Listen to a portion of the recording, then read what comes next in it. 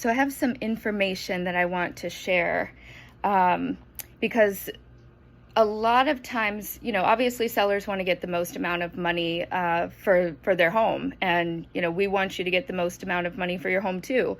And we wouldn't suggest a price that wouldn't get you that. So, I'll show my sellers some comps and say, here's how I came up with the suggested list price.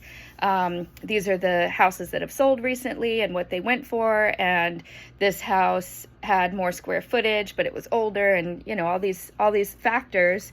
And sometimes sellers will say, well, we want to list it high so that we make sure to get the most money. And I want to tell you why that doesn't usually work.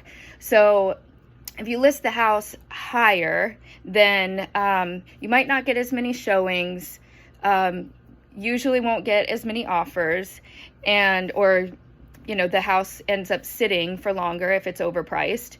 There's two reasons that a house sits on the market for long.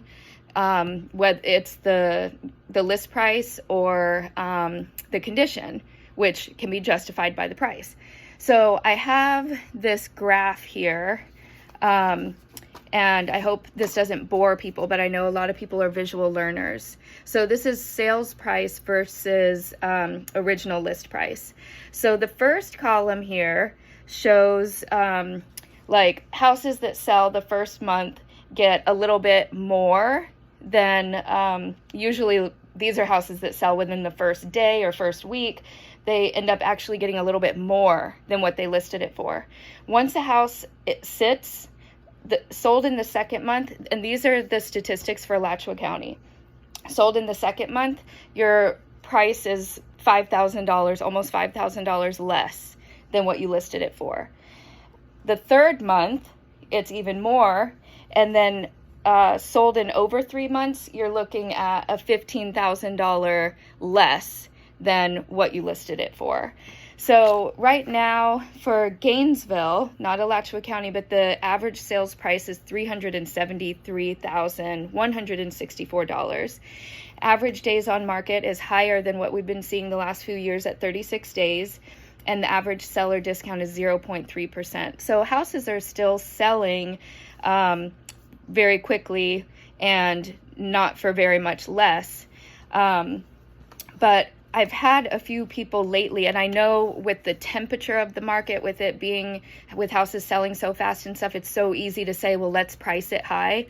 But I just wanted to share that graph so that people could see, the longer the house sits on the market, the more people start to wonder what's wrong with it. The more people think the seller might be getting desperate to sell, so they offer lower prices, and that you would have to start reducing the price after 30 days or 60 days on the market. Say, okay, well, let's take $10,000 off, and then people look at it and say, I can't tell you how many times buyers have said, when we're looking at houses, oh, well, they just reduced the price, I wonder what's wrong with it. Or it's been sitting for 6 weeks, I wonder what's wrong with it.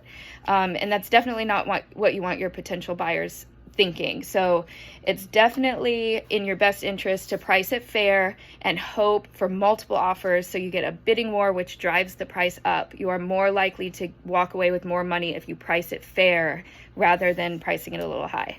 All right, thank you.